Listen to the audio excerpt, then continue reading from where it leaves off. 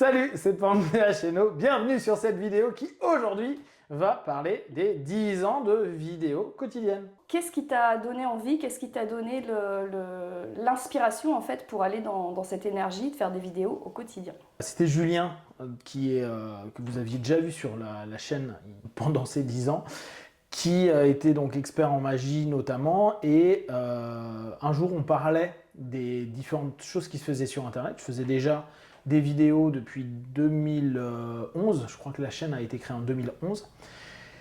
Sauf que c'était sporadiquement de l'hypnose de rue ou des petites choses très simples. Et puis, un jour, on parle de la magie et il dit il y a un mec en magie qui fait quotidiennement sur YouTube des vidéos sur la magie hein, pour montrer un peu comment faire, des petites astuces, etc.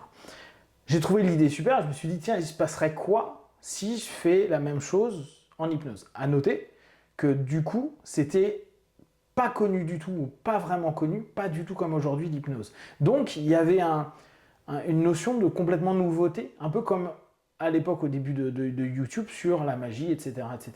La chaîne YouTube et HNO a été créée à peu près en même temps, c'est autour de 2011, à savoir que à la base HNO c'est Hype and O, c'était motivez-vous, hype, stimulez-vous et osez. D'accord? Donc l'idée était d'aider des personnes qui, dans un premier temps, avaient fait des stages et des séminaires d'hypnose, mais n'avaient pas forcément compris, parce que, malheureusement, beaucoup d'écoles d'hypnose donnent la moitié des infos pour que les apprenants fassent le niveau supérieur, et ainsi de suite. Et c'est une espèce de teasing continuel.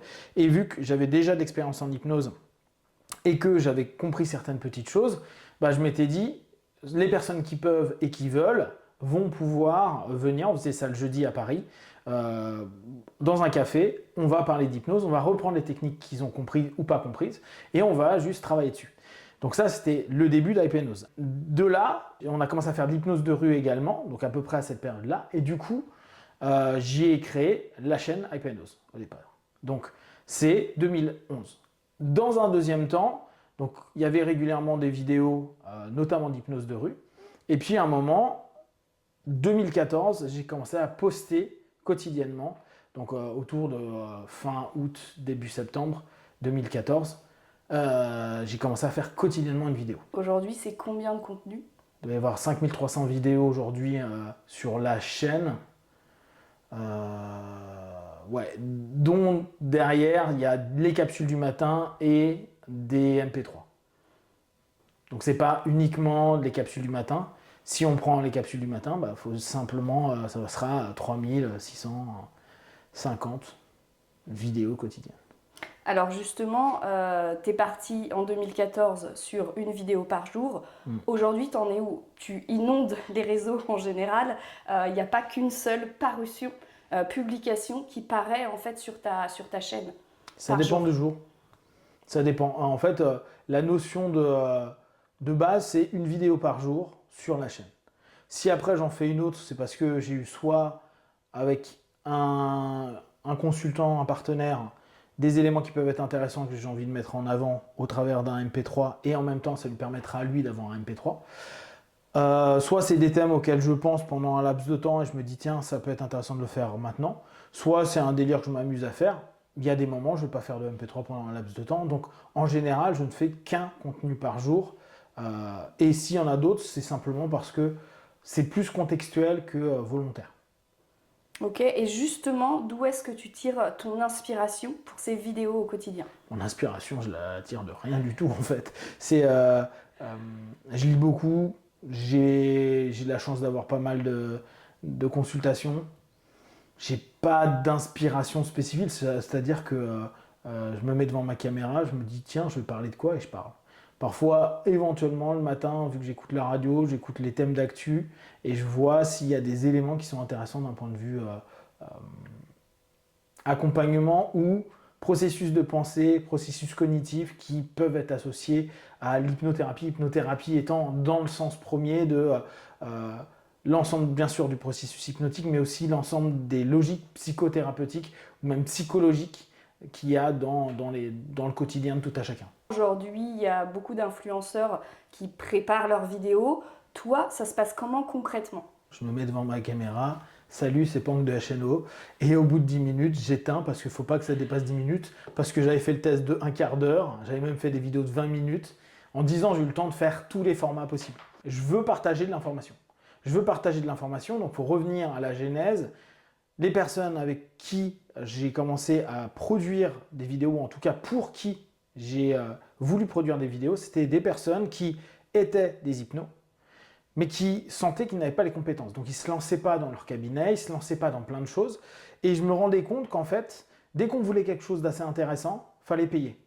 Or, je pars d'un postulat que la connaissance, elle doit être gratuite. Oui, tu peux donner une prestation, une formation, mais dans l'absolu, pour moi, payer pour de la connaissance, c'est pas cohérent. Donc, je préfère tout donner gratos. Et si les gens veulent un travail plus spécifique, une formation, dans ce cas-là, ça va me demander, au-delà que juste partager une information, c'est-à-dire faire un enseignement, c'est former, c'est-à-dire corriger l'ensemble des personnes. Et moi, je fais une grosse différence là-dessus. La connaissance, l'enseignement, il doit être gratuit. Comme les bouquins, pour moi, devraient être gratos et tout. Bien sûr qu'il faut que les personnes gagnent de l'argent, mais dans l'absolu, la connaissance doit se partager. Si après, tu veux te former, donc c'est-à-dire aller dans une notion où on corrige l'apprentissage que tu fais pour voir si tu apprends correctement et si tu exploites correctement les choses, là, je suis d'accord qu'on soit payé. Mais moi, initialement, je faisais même pas de formation. C'est parce que j'ai publié gratuitement des choses qu'à un moment donné, on m'a dit « Tiens, j'aimerais des formations ». Mais moi, à l'absolu, je ne voulais pas faire de formation, je m'en foutais. C'est pas mon credo. Mon credo, c'est faire des consultations sur les personnes qui vont pas bien. Le reste, c'est complètement secondaire. Aujourd'hui, j'ai moins de formations et d'ateliers qu'avant. Je m'en contrefous. Ça ne change pas du tout ma vision et ma passion de la discipline. Et alors, les contenus que tu as envie justement de partager, que tu aimes le plus partager pour les internautes, c'est quoi? Pour moi, c'est un partage d'informations. Donc, quand je suis en train de produire une vidéo, je me dis, tiens, j'ai eu tel type de dynamique, tel type de problématique, tel type de lecture, et pour avoir discuté avec beaucoup de praticiens, pour avoir discuté avec beaucoup de personnes, alors du coup, je suis passé de praticien, mes vidéos étaient plus pour les praticiens, au grand public, entre guillemets, mon idée, c'est est-ce que ça peut les aider d'un point de vue réflexif, d'un point de vue pratique. Donc, mon objectif, c'est de me dire, tiens, ça peut peut-être éveiller une étincelle, ça peut peut-être avoir quelque chose qui va être utile et utilisable pour eux. Mais j'ai pas, je préfère pas faire auto-amour ou auto-hypnose que parler de hypnose et manipulation. En fait, quand je fais une vidéo, c'est simplement que j'ai envie de faire cette vidéo-là. Je suis pas en train de me dire qu'est-ce qui pourrait faire plaisir à mon audimat. Je m'en contrefous en fait. Je fais ce que moi j'ai envie. Tu vois, justement, s'il y a un truc qui a vraiment évolué dans YouTube, c'est ça. Moi, j'en ai jamais eu rien à foutre des likes et autres. À un moment, la chaîne, elle a progressé d'un coup parce que c'était la période, parce que c'était la mode, parce que les gens cherchaient. Mais moi, du coup, je fais des vidéos pareilles qui a 10 piges. Je me fous devant mon PC. Ah oui, parfois je me mettais là, parfois je me mettais là, et maintenant je me mets là-bas. Voilà, c'est un grand changement. Donc, comme tu disais, sur les cadres, ça modifie énormément de choses. Je ne fais pas des vidéos par rapport à ce que les gens veulent. Je fais des vidéos par rapport à ce que je pense qui peut être utile pour les gens. Ça se trouve, ils vont trouver ça pourri, et tant pis, je m'en fous. Tu regardes un peu les stats en voyant, tiens, qu'est-ce qui te plaît plus, quels sont le nombre de Là, je viens de vidéos sur regarder lesquelles avant ils la sont. vidéo, mais non, je regarde pas du tout les stats. Donc, je regarde pas les stats parce que je m'en fous. C'est factuellement, je m'en fous. Ce qui est intéressant, c'est que tu vois d'année en année, et tu vois aussi les algorithmes. YouTube a vachement évolué. Donc, avant, tu pouvais te dire, je sors une vidéo, je devais avoir, je ne vais pas dire de conneries, mais on va dire entre 150 et 200 vues à la sortie de la vidéo, c'est-à-dire dans la journée, vu que j'en fais une par jour. Ouais. Maintenant, ça va être plutôt entre 80 et 100, et difficilement 100. Et tu vois ça en 10 ans. En 10 ans, c'est pas les mêmes algorithmes, je suis pas particulièrement mis en avant. Je pense qu'en plus, vu que j'ai pas toujours un langage très châtié et que je suis pas forcément toujours sur des notions. Tu sais, maintenant YouTube, j'avais fait une vidéo dessus, mais YouTube ou les réseaux sociaux, tu peux pas dire le trois quarts des mots. C'est pour ça que les gens ils disent bip, bip, bip. Ta gueule en fait. Tu vois. Donc vu que moi je dis les mots, je vais au bout parce que le mot est hyper important. Oui. Hein, le fait qu'on supprime le mot, qu'on n'ose pas dire un mot est odieux, et en fait donne inexistant quelque chose sur lequel les gens veulent parler. Et ils disent non, mais vous comprenez ce que je veux dire. Non, mais t'es projectif, c'est horrible, etc. Et tous ces trucs-là fait que clairement mes vidéos, elles sont pas jolies, elles sont pas sexy, elles sont purement brutes. Elles touchent quasiment personne. Mais moi je le fais parce que le peu de personnes que je touche, je sais que j'ai du feedback. J'ai une petite communauté, 20 000 personnes, 22 000, 20 000 personnes. Ce qui est cool, c'est que cette communauté-là, elle progresse tout doucement. J'arriverai jamais à 100 000. Hein. Mais au moins, j'ai du feedback. Alors, j'ai pas beaucoup de commentaires, j'ai pas beaucoup de vues. Mais le peu de personnes parce qu'en fait, c'est que des stats, bah, j'ai des mails, j'ai des retours. J'ai parfois des gens que je croise à des salons ou autres qui me disent « Ah putain, j'ai écouté tes MP3, j'ai écouté telle chose, ça m'a aidé. » Bah, voilà, moi, c'est ce que je veux. Je m'en fous de savoir ouais, ça a été partagé. Tu vois, j'ai même eu un moment, la rencontre, il y a plusieurs reprises, de plus jeunes qui s'étaient lancés il y a 1 an dans le YouTube game, vraiment dans le jeu de YouTube, et qui me dit mais pourquoi tu rends pas plus sexy, pourquoi tu fais pas ça comme ça, comme ça, comme ça, t'aurais plein de monde. Mais j'ai pas envie que ce soit sexy, j'ai pas envie de faire un truc de 30 secondes. Non mais en fait c'est que je m'en fous. Ce qui m'intéresse c'est, on pourrait se dire ouais mais si c'est sexy tu vas attirer plus de personnes donc l'information va se partager davantage. Je suis d'accord. Mais moi je suis vraiment d'une école de cons qui est de dire tu veux quelque chose, tu te bouges le cul, c'est relou, ça fait chier, à un moment tu trouves quelque chose qui te plaît. Et parfois tu l'as du premier coup et parfois tu te seras tapé plein de vidéos et tu te dis ah c'est nul, je me fais chier et d'un coup tu fais waouh celle-ci est géniale. Hop, et celle-ci, tu vas lui donner de la valeur parce que tu as mis de la recherche, parce que tu as quelque chose qui t'a touché dedans et que tu vas le maintenir. Juste dire, ah ouais, mais il faut que ce soit vu par un max de personnes. Oui, qui dans 24 heures vont avoir oublié ce qu'ils ont vu parce qu'il y a mieux, plus sympa, plus sexy, plus de lumière, plus de followers, plus de ce que tu veux. Je m'en fous. Tu es vraiment basé sur le fond et pas la forme. De toute façon, c'est globalement ta façon de fonctionner. Alors, est-ce que je suis plus basé sur la forme ou sur le fond? Ah non, non, je suis hyper sur la forme. je ne pense qu'à ça, qu'à ça. J'étais en train de me dire là, il va falloir que je m'achète un setup. Absolument. D'ailleurs, si vous voulez le setup, n'hésitez pas à le dire dans les commentaires. Un setup extraordinaire. Ouais, non, bah, là encore. Je pense pas que le 3/4 des vidéos qu'on fait aujourd'hui ou qui sont proposées. Moi, j'ai été un gros consommateur de YouTube et je vois depuis quelques mois, je m'ennuie. Je m'ennuie sur YouTube. J'ai l'impression de revoir les mêmes thèmes traités différemment par des personnes, ce qui peut être bien, mais j'ai plus l'impression d'avoir une espèce de notion pure de partage et ça me saoule de toujours entendre cliquez, likez, aimez, abonnez-vous, puis n'oubliez pas, j'ai fait une formation B2742 et tout. Ça me saoule et ce qui pouvait être intéressant à un moment donné sur le fond, l'est plus parce que tout le monde prend la tendance qui fonctionne, soit ils reprennent un truc que j'ai déjà vu sur un YouTube américain ou autre, parce que ça marche bien en France et tu te dis putain c'est quasiment du copier-coller. Alors bien sûr ils font leur boulot, ils veulent de l'argent, etc., etc. Mais avec toutes les qualités qu'il y a de YouTube, il y a quand même pour moi un défaut qui est c'est devenu trop la forme plutôt que le fond pour obtenir un maximum de vues, donc un maximum d'argent au travers de ce produit-là. Et alors justement, combien est-ce que tu te fais comme blé grâce à ta chaîne YouTube? Je me suis fait, ce que je t'ai dit tout à l'heure, 83 € je crois. Ouais, ou 87, je sais plus. Ouais, 83 ou 87 €. Le peu de temps où je l'ai monétisé, c'est-à-dire l'année dernière, en septembre, je m'étais dit tiens, je monétise. Je mettais en fait la monétisation avec pub au début et ou à la fin. J'ai eu plusieurs reprises. Tiens, pendant que j'écoutais un MP3, il y a une pub. Ça m'énerve. Donc j'ai démonétisé. Et en plus, j'aime pas le principe de me dire parce que tu es monétisé, tu vas pas pouvoir dire merde, fais chier, va te faire foutre, connard, etc. Parce que derrière, tu vas tomber dans les stats où tu vas avoir un truc qui te signale que t'as pas dit des bons contenus. Rien à foutre. Donc globalement, cette notion entre le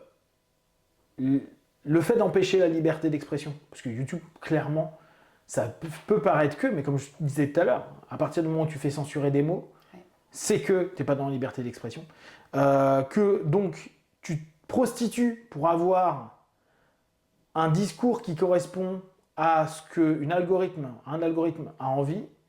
Donc tu ne dis pas ce que tu penses parce que tu dois le dire d'une manière à ce que ce soit acceptable. Donc tu n'es pas réellement qui tu es à un moment donné. J'aime pas. Et YouTube ne me rapporte pas de thunes. Ça m'a rapporté 87 balles en 10 ans. Pas mal, pas mal. Et puis je m'en fous. Voilà encore, qu'est-ce que j'en ai à taper. Moi, ce qui m'intéresse, c'est faire mon boulot au quotidien. Moi, ce que j'aime, c'est m'occuper des personnes qui viennent en cabinet, qui ont des problématiques. C'est quand je peux former. Mais mon but, c'est accompagner des gens. C'est pas être youtubeur, etc. D'ailleurs, ce qui est amusant, parce que beaucoup de personnes en salon vont dire: ah bah t'es youtubeur. Ouais, bah, je suis un youtubeur, mais loupé, hein, mais raté de chez raté, quoi. Tu te sens influenceur? Pas du tout. Absolument pas influenceur. Je me considère même pas youtubeur, en fait. Je me considère un mec qui partage une info sur YouTube par jour. Pour moi, c'est pas être youtubeur. Et pourtant, tu fais partie des personnes qui sont régulières depuis 10 ans, comme tu le dis, avec un contenu qui est quand même très fourni. Ouais, mais je pense pas que parce qu'on a un contenu fourni et régulier, on soit youtubeur. Je pense que la volonté de youtubeur, c'est d'influencer. C'est d'influencer et d'être dans un système de pensée qui est: je produis des vidéos pour un public et ou pour obtenir un nouveau public. Donc soit tu commences à clasher, soit tu commences à essayer de faire du buzz, soit tu fais plein de trucs. Et tu tentes d'être constamment dans ce rapport de retour sur investissement. Je produis quelque chose, ça me demande 3 jours pour le faire, 2 jours pour scripter, 3 jours pour le faire, etc. etc. Et j'attends le dimanche à telle heure ma sortie pour me dire: tiens, j'ai combien? Je vais regarder les stats comme un ouf pour me dire: est-ce que ça marche? Est-ce que j'ai des bons pouces bleus, verts, je sais pas quoi là? Bon bref, est-ce qu'on m'aime ou on m'aime pas, tu vois? Et est-ce que du coup je vais avoir de la pub, pas de pub, etc. Pour moi, c'est ça, un youtubeur, influenceur. Moi, je suis un crétin qui adore son métier, qui adore l'hypnose, la psychothérapie, etc.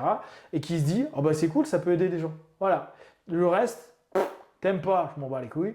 T'aimes bien, je m'en bats les couilles. Non, mais factuellement, je m'en fous. Parce que dans tout ça, il y en aura qui vont apprécier. Dans tout ça, il y aura des gens qui vont se dire: tiens, j'aime bien. Comme il y a des gens qui vont voir mes vidéos, qui se disent: tiens, ce gars, c'est un gros con. J'irai jamais le voir. Puis quelques mois ou années plus tard, qui se disent: tiens, moi, je vais venir en accompagnement avec lui, donc en thérapie, avec le crétin qu'ils avaient détesté, parce qu'ils disent: ah, ton énergie, quand même, j'aime pas trop. Et qui, au bout d'un moment, en s'habituant, en écoutant les trucs, en revenant dessus, se disent: ah bah c'est cool. Et ça, pour moi, c'est intéressant. C'est beaucoup plus intéressant que se dire: on t'adore, c'est super, youpi, ouais, continue, gna, gna. Allez. Dans 10 secondes, tu vas regarder notre vidéo, tu sais même plus ce que j'ai dit. On s'en fout. Les plus beaux feedbacks que tu as eus, c'est quoi? Est-ce qu'il y en a quelques-uns qui t'ont marqué, que ce soit par rapport au MP3 que tu mets sur la chaîne, par rapport aux vidéos? Est-ce qu'il y a des éléments comme ça qui t'ont marqué et qui te viennent en tête? Alors, les plus beaux feedbacks, c'est souvent des personnes qui, au niveau des MP3, mais il y a eu aussi sur des vidéos, qui m'ont clairement dit qu'il y a eu un changement dans leur vie. Alors, moi je crois pas au changement, mais on va dire ils ont modifié un ensemble de comportements et d'automatismes qu'ils ont pu réorienter d'une certaine façon qui leur ont permis d'être OK avec eux-mêmes. Et ça, c'est cool. Et j'en ai eu beaucoup. Là, j'en ai vraiment beaucoup. Je pense que ça se compte en pas loin du millier. Et là, il y a de jolies choses où bien sûr, toi, t'es rien, quoi. Moi, mon travail n'est rien. Mais ça peut être juste un déclencheur, un trigger à un moment donné, qui va permettre justement un recadrage, ce qui est un petit peu le but de l'accompagnement de façon générale, qui va permettre dès lors à la personne de se dire: ça j'ose le faire, ça je le fais, je me mets en place, je commence à me mettre une discipline sur ceci, cela, qui leur permet d'aller mieux. Les contenus sur la chaîne, c'est quoi? Tu as plusieurs catégories, tu as plusieurs styles Alors, les contenus sur la chaîne, j'en sais rien. Non mais vraiment, j'en sais rien du tout. Le matin, je suis en train de me dire: mais dans quelle caté je fous ça? À conclusion, je fous tout dans l'hypnosophie. Quand c'est auto-hypnose, je mets auto-hypnose, mais j'ai dû créer 60 ou 80 catégories, parce qu'au fur et à mesure, je me dis: ah tiens, mais je vais parler de ça, ça, ça. Et au bout du compte, je parle d'hypnose aussi, quoi. Qu'est-ce qui fait que tu le fais tous les jours? Je veux dire, tu nous as même emmené un peu en voyage avec toi au travers des vidéos, puisque tu les fais même quand tu es au Japon, quand tu es à Pétaouchnok.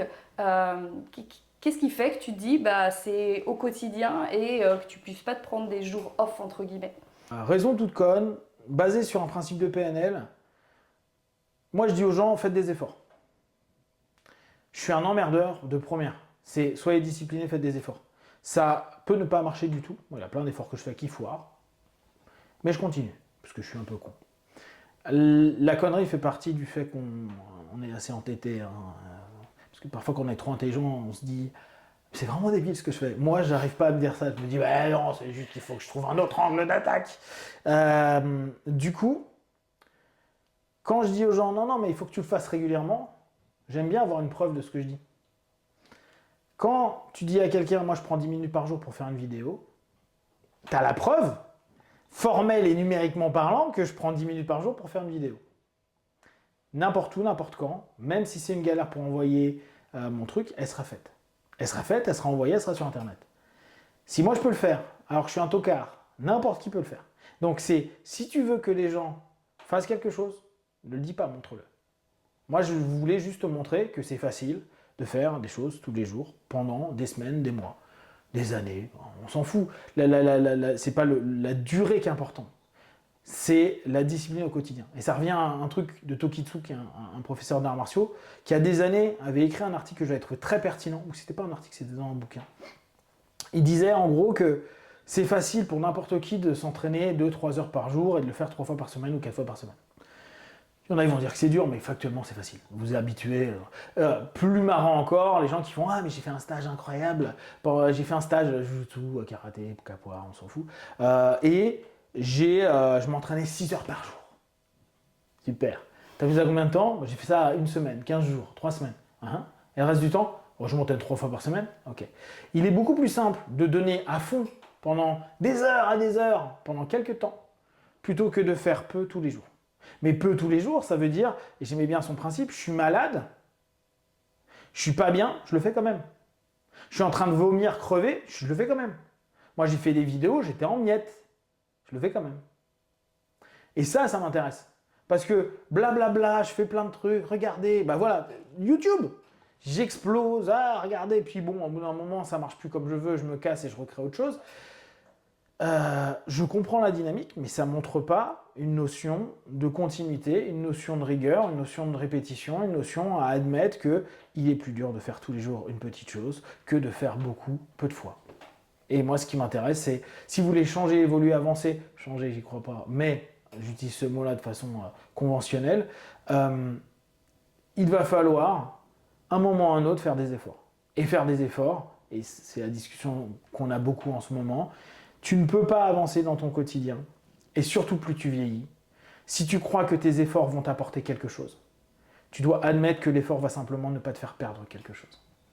Et si tu t'habitues pas à de la rigueur, à le faire, ce que tu vas perdre, tu ne le retrouveras jamais, et plus tu vieilliras, plus ce sera difficile.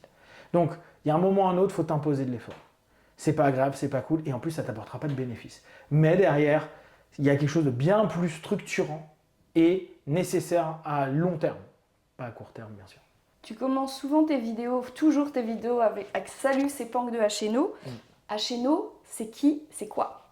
Hno, c'est rien du tout. L'idée, c'était quoi? Donc, quand j'ai créé Hypnose, l'idée, c'était donc les personnes qui veulent viennent et s'associent à suivre des cours, à partager par rapport aux problématiques qu'ils avaient. Au fur et à mesure, j'ai donné des ateliers, donc des cours, et un petit noyau qui s'est formé, qui venait régulièrement, qui ont aidé, etc. Et ça, c'était Hno. Mais en fait, Hno, c'est 5 pelés et demi. À la base, mon idée, c'était de me dire, on fait une communauté. Ça a complètement foiré. Ça a foiré parce que c'est normal, parce que c'est de la thérapie, parce que ça touche des choses embêtantes, parce que chacun a sa vie à côté de l'hypnose. Tout le monde n'est pas passionné. Il y en a qui découvrent l'hypnose, ont bien aimé. Et moi, j'ai pas une notion, comme beaucoup de copains, on va dire, dans certaines écoles d'emprise, à rappeler 15 000 fois, à envoyer 10 000 mails, à dire venez, je vous aime, vous êtes merveilleux, incroyable. Surtout ceux qui me connaissent.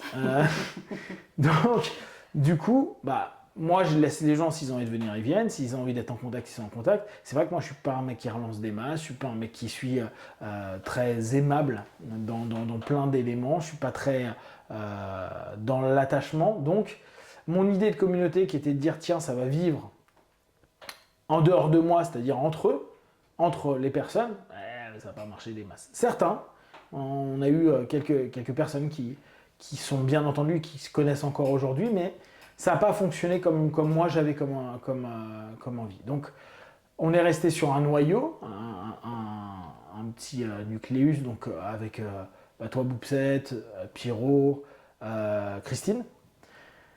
Mais globalement, à Cheno, surtout, je crois, les premières années, les 4-5 premières années, c'était beaucoup pensé que c'était une grosse boîte, un petit peu comme les copains de l'Arche, les compagnies FHE, genre un truc sérieux. Et c'était venu, donc le punk de HNO, je m'étais dit, est-ce que l'on peut donner la sensation aux gens que c'est quelque chose d'important juste en rajoutant de HNO? Parce que ça sous-entend que si c'est punk de HNO, il y a Boupset de HNO, Pierrot de HNO, Christine de HNO, il y a plein de... Sauf que bah non, celui qui gérait HNO et HNO de façon purement concrète, c'était moi et mon cabinet. Il n'y avait rien d'autre. Donc, quand il y a des moments qui me disent « Ouais, est-ce que tu as un HNO à tel endroit, tel endroit, tel endroit ?»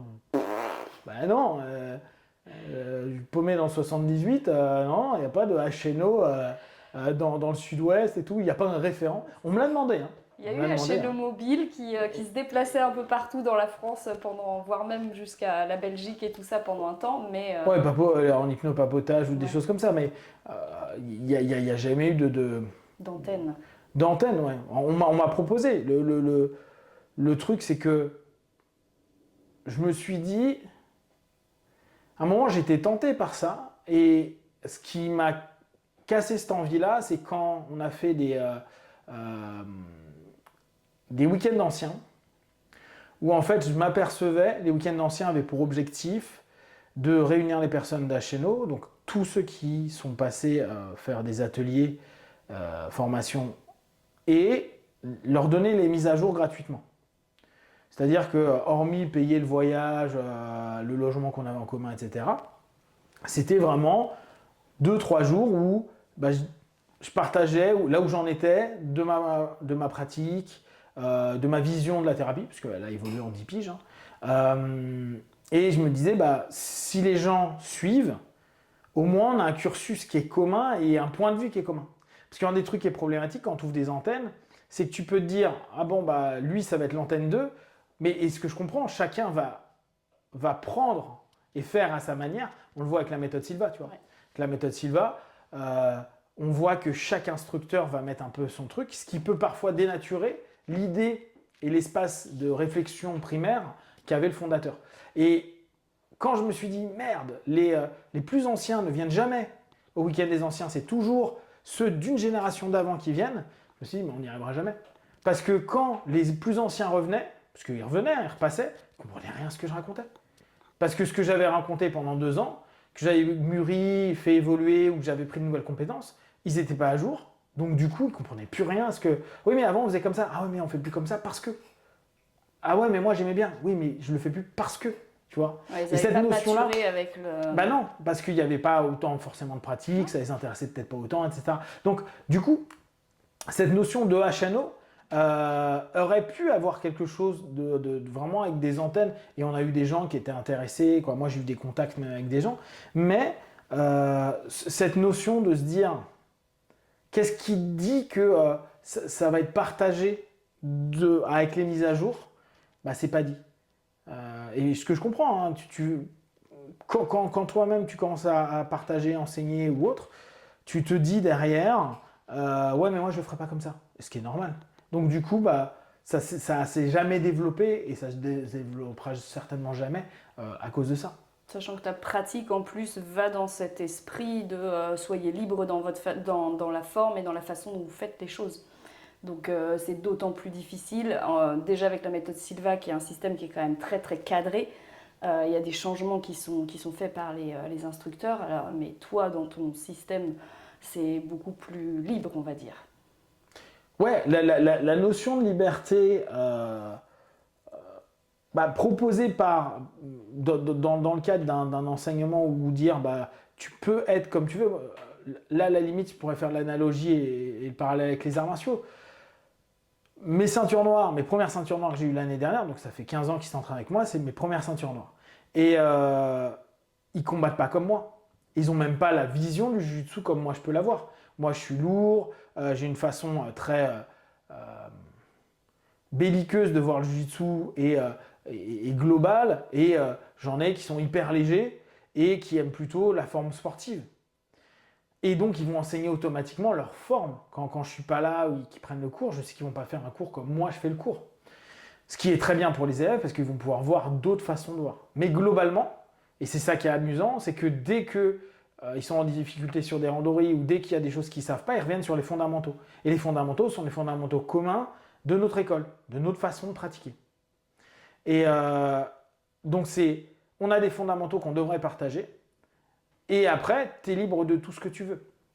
Le problème, c'est que dans un enseignement comme l'hypnose ou l'hypnothérapie de façon plus générale, tu te rends bien compte que entre celui qui va être plus systémique ou celui qui va être plus dans, je sais pas, une appétence à avoir une hypnose plus spirituelle, on risque d'avoir des gros problèmes sur l'enseignement par rapport à la sensibilité de tout à chacun.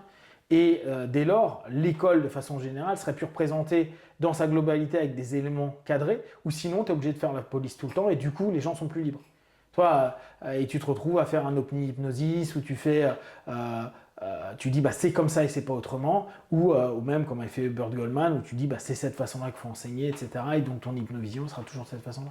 Ce que je peux comprendre, hein, mais où tu dis, ouais, mais où est-ce que tu vas laisser la liberté à l'autre de pouvoir prendre l'hypnose pour ce qui lui fait écho avec lui, tout en restant dans l'esprit HNO. Et ça, c'est un peu compliqué.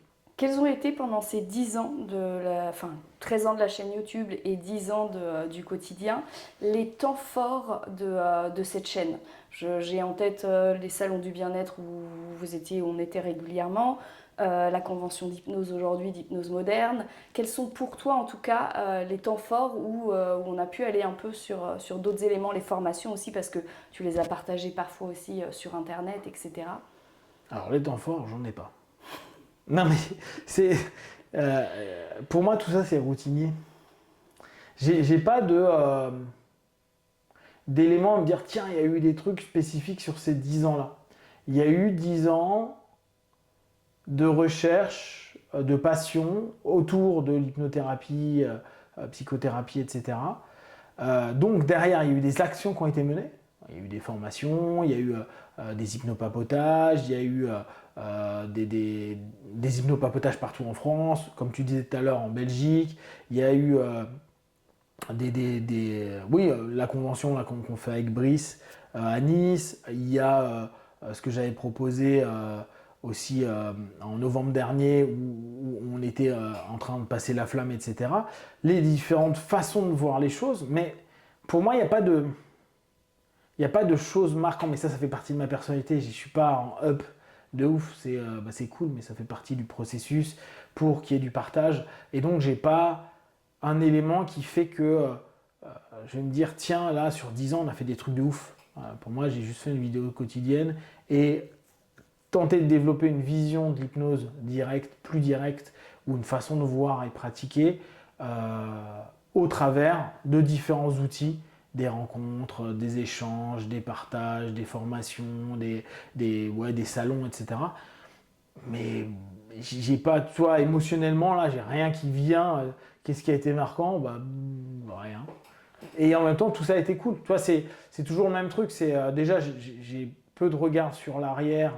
Je suis pas un mec qui suit tellement sur ce qui s'est passé. Le trois quarts du temps, j'oublie parce que ça m'intéresse plus, c'est passé.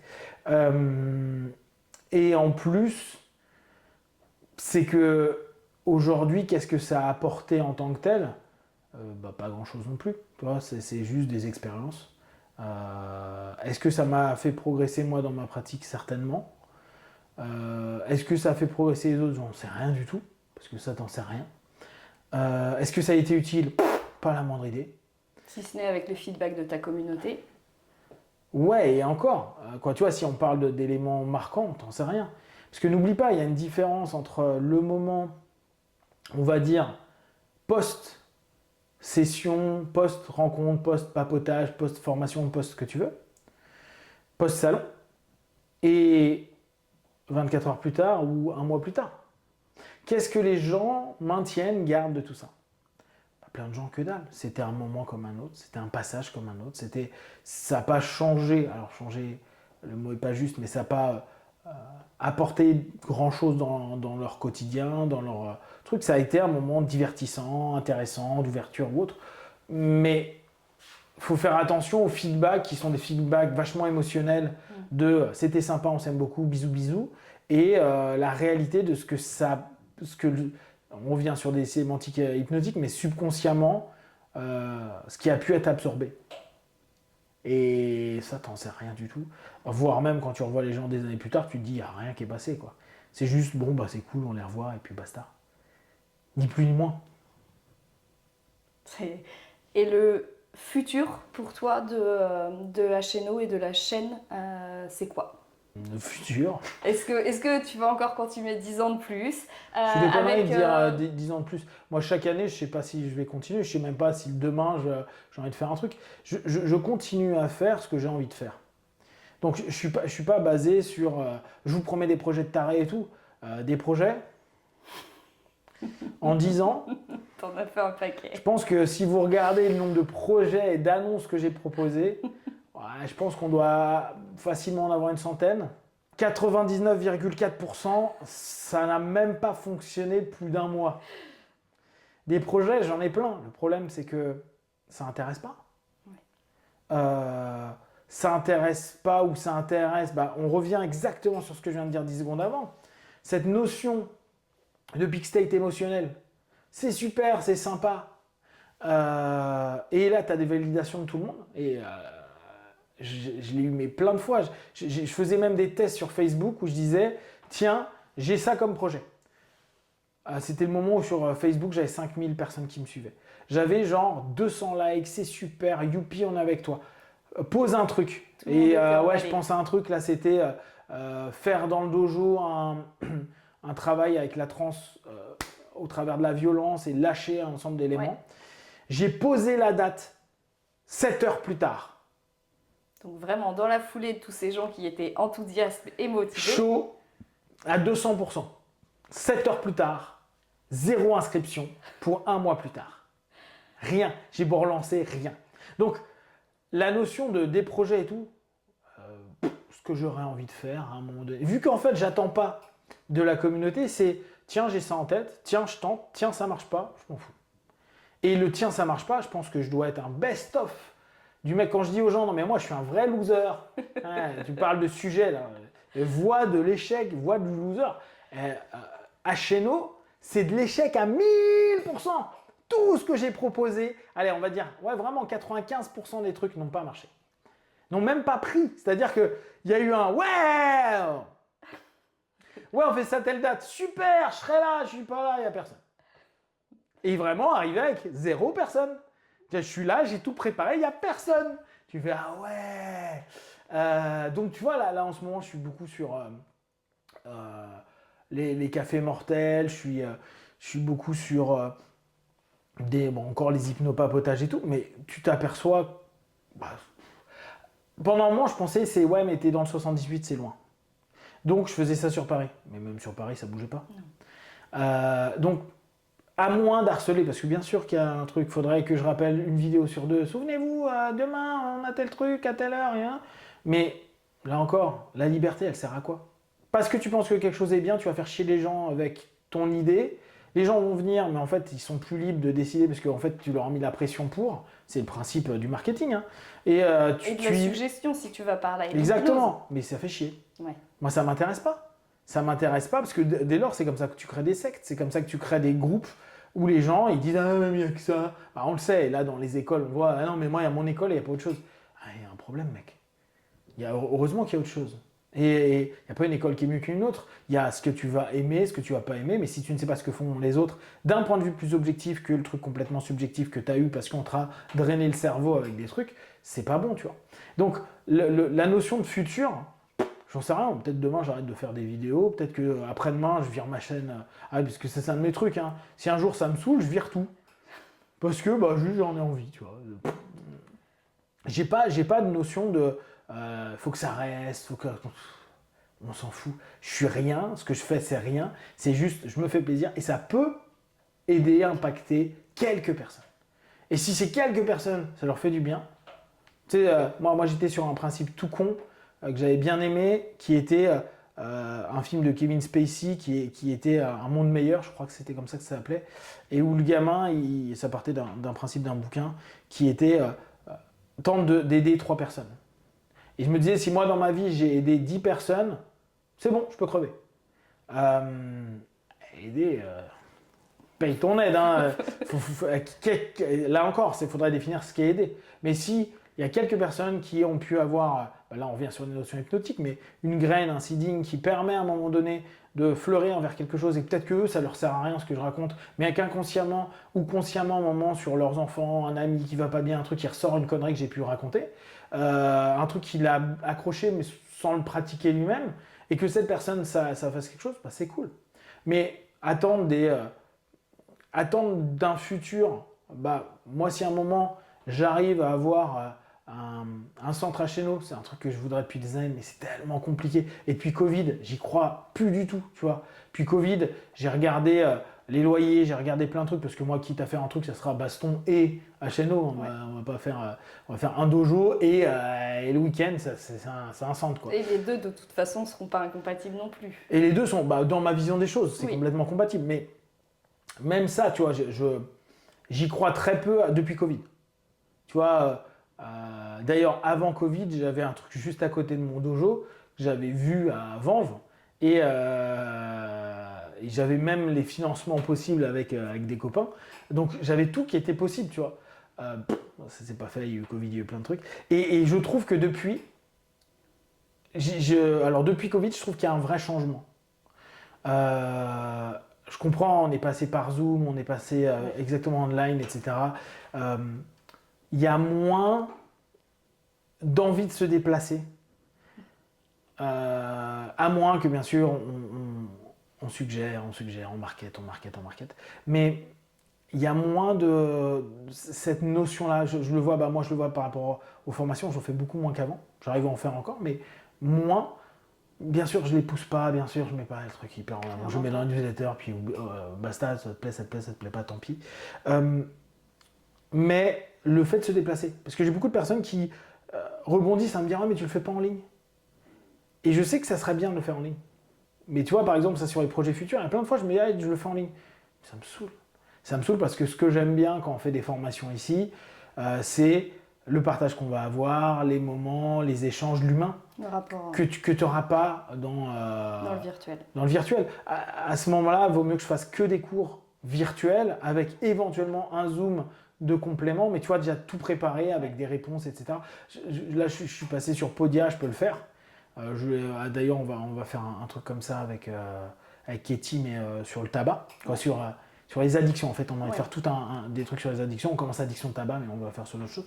Et ouais, ça peut être bien, mais ça n'a pas l'intérêt, ça n'a pas le rapport que je trouvais sympa dans la formation.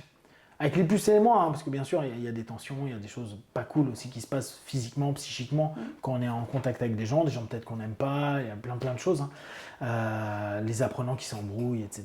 Mais ça fait partie, en fait. Mais ça fait partie exactement, et ça fait partie du cadre de travail, etc. Tout à fait. Donc, la notion de futur, je trouve qu'elle est complexe à prendre en compte parce que je ne sais pas ce que moi mes envies vont donner. Tu vois, j'ai toujours envie de faire, et je pensais pouvoir le faire cet été, mais j'avais pas capté avec les JO que ça serait compliqué. Ce côté un peu aller sur les endroits historiques de l'hypnose et faire des petites vidéos, là, comme j'avais fait l'année dernière. Toi, ces petites choses-là, j'aime bien. J'aurais bien aimé créer une petite app où en fait les gens puissent se dire tiens, quand je suis dans cette région, d'un point de vue hypnose, il y a ça. Et puis, vu que j'ai fait une petite vidéo, tu as un lien sur la vidéo, et puis le reste, c'est à eux de découvrir, de voir, etc. Mais pour les fans d'hypnose ou les personnes qui aiment bien l'histoire de l'hypnose, il y a des choses sympas à faire. C'est des trucs tout bêtes à mettre en place. Là encore, c'est pas des formations, c'est pas des trucs qui sont business. D'ailleurs, c'est une grosse connerie, hein. Mais parce qu'il faut faire de la maille. Mais j'ai abandonné de te motiver à faire de la maille avec ce que tu aimes partager, parce que tu le partages tout point. Ouais, puis moi je pense vraiment que je continue je répète ce que j'ai dit au départ, hein, mais je pense que le savoir, la connaissance, elle doit vraiment se partager. Elle doit se diffuser, elle doit se propager, etc. etc. Même si après, tu vois, tu as des contre-coups qui peuvent ne pas être cool, comme des gens qui reprennent ce que tu as fait. Ouais. Il y a des audios qui ont été repris dans des trucs qui ont été vendus, tu vois. Mot pour mot. Mot pour mot, ouais, voire même c'était ma voix. Hein. Donc il y a des trucs de ouf, on m'a envoyé des choses incroyables. Mais ça, après, c'est le risque. Donc voilà, pour le futur, ça va être au feeling par rapport à ce que j'apprends, ce que je découvre, etc. Et puis ce que j'ai envie de partager. Hein. Puis un jour, je me connais, hein, si j'ai plus envie de partager, je vais faire bon, bah salut. Voilà, pas de raison, je ne veux même pas expliquer. Salut. Pour finir, s'il y a une chose que tu aimerais que ta communauté retienne, ce serait quoi? Quel partage. Moi, je pense que le seul truc qui est important, c'est le partage. Le reste, ils font ce qu'ils veulent avec ce qu'ils veulent. Mais dès qu'ils ont quelque chose, de bien ou de moins bien, qu'ils osent partager. Voilà. Combien de personnes aujourd'hui ont des problématiques psycho-émotionnelles importantes? Je déteste le mot santé mentale, mais aujourd'hui c'est un mot qui est très utilisé. Donc qui sont en mauvaise santé mentale, qui ne parlent pas, qui n'expriment pas, qui ne partagent pas. Parce qu'ils ont peur de faire chier, parce que c'est pas bien vu, parce que culturellement ou systémiquement ça pose problème. Je pense que c'est une connerie. Je pense que partager c'est bien. Partager tes bons moments comme les mauvais moments, partager tes connaissances, partager tes expériences, partager tes choses, partager du temps. Parce que je pense vraiment qu'avec l'avènement du numérique et du virtuel, on risque de perdre beaucoup de partage. On va avoir une illusion du partage, un partage virtuel, virtualisé même. Mais on va perdre le partage qui est vraiment le pain qu'on partage, la bière ou le coca, on s'en fout. Hein. Ce moment où les gens vont partager un temps de vie, vont partager un temps d'émotion, vont partager un temps intellectuel, un temps physique, qu'importe, qui va ramener l'humain dans sa globalité. Et je pense que la notion que moi je mets souvent avec mes signatures, c'est B1, la connaissance et partage. Et je pense vraiment que de façon générale, le partage, c'est un des éléments clés pour qu'on puisse mieux vivre, pour qu'on puisse mieux apprendre, pour qu'on puisse mieux comprendre et faire attention que du partage, ça soit un partage ouvert et pas un partage qui, paradoxalement, on parlait de communauté, mais reste dans la communauté. Je pense qu'une communauté, il faut qu'elle soit toujours prête à être dans une macro-communauté et ainsi de suite. Sinon, on devient communautariste et on se dit, bah ouais, mais moi, mon école, ma manière de penser, mon gourou, mon master, mon sensei et tout, il a raison. Alors que si tu apprends à partager et donc à recevoir le partage des autres, parce que c'est aussi ça, hein, partager, c'est pas juste moi vers l'autre, c'est aussi être capable que tu restes ouvert à cette dynamique que l'autre partage de ses expériences, que tu sois d'accord ou pas d'accord. C'est pour ça que je dis bien mal, heureux ou pas heureux, etc.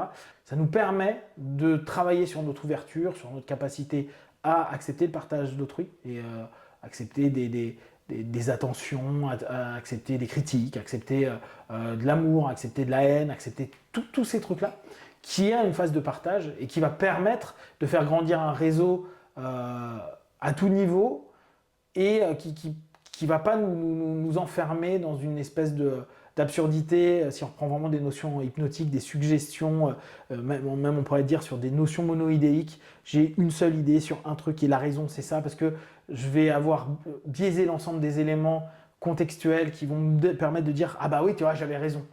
Dès que tu commences à partager, dès que tu acceptes donc d'être dans le partage et que les autres partagent quelque chose avec toi, tu ne peux pas être monoïdéique. Donc tu sors des notions absurdes, hypnotiques, avec l'ensemble des biais que tu vas avoir de tout ça, et te dire, ok, j'ouvre des options, j'ouvre des possibilités, j'ouvre des capacités à ce moment-là. Je te laisse finir avec ta petite phrase habituelle depuis 10 ans. Je ne comprends pas ce que tu viens de dire. Je n'ai aucune phrase. Tester, observer. Je ne comprends pas. Ne prenez que Si vous ce avez qui des est questions, des proche. remarques, partagez sur Facebook, YouTube.